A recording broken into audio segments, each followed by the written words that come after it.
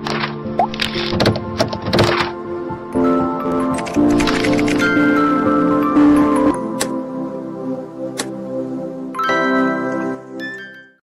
Students, कैसे हैं आप लोग। मैं हूं नफीस सर और ये है मेरा चैनल जिसमें मैं chemistry new syllabus for 12th standard chapter 12 aldehydes ketones and carboxylic के एमसीक्यूज बताने वाला हूं, जो कि टेक्स्ट बुक में पेज 280 पर हैं। देखते हैं first MCQ. In the following resonating structures A and B, the number of unshared electrons in valence shell present on oxygen respectively are option A, B, C and option D। इसमें question क्या है कि ये जो resonating structure है A and B, इसमें oxygen पे unshared electron कितने हैं ये बताना है दोनों पर। तो टेक्स्ट बुक में आपने ये एक रेजोनेटिंग स्ट्रक्चर देखा होगा कार्बोनिल ग्रुप का, जिसमें यहाँ डबल बॉन्ड है और ऑक्सीजन पे 2 लोन पेयर्स हैं, यानी टोटल 4 अनशेयर्ड इलेक्ट्रॉन हैं। और फिर ये रेजोनेटिंग स्ट्रक्चर है, इसमें डबल बॉन्ड जो है शो नहीं किया हुआ, ब्रेक है, कार्बन पे पॉजिटिव और ऑक्सीजन पे नेगेटिव, बिकॉज ये जो बॉन्ड पेयर इलेक्ट्रॉन्स है, ये 2 इलेक्ट्रॉन यहाँ पर अपीयर होते हैं ऑक्सीजन पर, तो टोटल 3 पेयर्स हो गए, यानी कि 6 इलेक्ट्रॉन। तो ए पर 4 और बी पर 6, ये ऑप्शन सी में मिलेगा 4 एंड 6। तो इस एमसीक्यू का करेक्ट आंसर है ऑप्शन सी। आगे बढ़कर देखते हैं second MCQ. In the Wolff-Kirchner reduction alkyl aryl ketones are reduced to alkyl benzenes. During this change, ketones are first converted into acids, alcohols, hydrogens or alkene.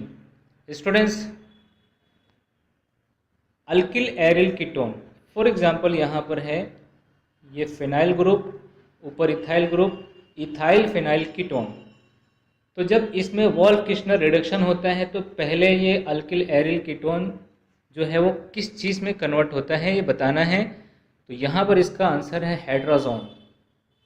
तो इस MCQ का correct answer है option C, hydrazone. Now third MCQ क्या है देखते हैं। Aldol condensation is electrophilic substitution reaction, nucleophilic substitution reaction, elimination reaction and option D is addition elimination reaction. तो textbook में आपने ये एक लाइन पढ़ी होगी, the overall reaction is called aldol condensation, it is a nucleophilic addition elimination reaction. इसलिए इस MCQ का करेक्ट आंसर है option D, addition elimination reaction. अब फोर्थ एमसीक्यू देखते हैं ये क्या है। Which one of the following has lowest acidity? Option A, option B and option C, और ये है ऑप्शन डी। इन चारों में सबसे लोवेस्ट एसिडिटी किसकी है? स्टूडेंट्स, टेक्स्ट बुक में अगेन आपने ये पैराग्राफ पढ़ा होगा कि electron withdrawing groups like Cl, Cn and NO2 nitro group increase the acidity of substituted benzoic acid. अब यहाँ पे ये बेंजोइक एसिड है, अगर इसमें chlorine and nitro group attach है तो इनकी एसिडिटी इंक्रीज हो जाती है। While electron donating groups like CH3OH, OCH3 and NH2 decrease the acidity of substituted benzoic acid. जैसा कि एक और एग्जांपल आप देख सकते हैं, ये बेंजोइक एसिड है, इसका pKa वैल्यू है 4.2, लेकिन इससे नाइट्रो ग्रुप अटैच हुए तो ये pKa वैल्यू कम हो जाती है, यानी कि उसकी जो है एसिडिटी इंक्रीज हो जाती है। इसी तरीके से अगर ये मिथाइल ग्रुप अटैच होता है तो इसका pKa वैल्यू जो है वो बढ़ जाता है, यानी कि इसकी एसिडिटी डिक्रीज होती है। तो हमारे ऑप्शन में ये जो इलेक्ट्रॉन डोनेटिंग ग्रुप्स हैं वो मिथॉक्सी ग्रुप OCH3 यहाँ पर अटैच है, जिसकी वजह से एसिडिटी डिक्रीज हो रही है। तो सबसे लोवेस्ट एसिडिटी इन चारों में से ऑप्शन डी की होगी। करेक्ट आंसर होगा option D. MCQ textbook की number 5, diborane reduces ester group, nitro group, halo group और एसिड ग्रुप।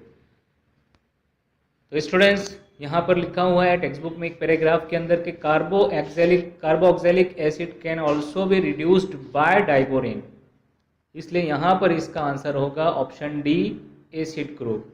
अब अगली एमसीक्यू, 6th एमसीक्यू इस चैप्टर की है, benzaldehyde does not show positive test with Schiff reagent, Tollens reagent, sodium bisulphate solution and Fehling solution.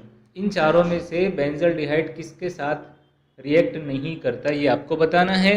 Text book में आपने use your brain power ये एक ब्लॉक पढ़ा होगा जिसमें लिखा है why is benzaldehyde not oxidised by Fehling solution.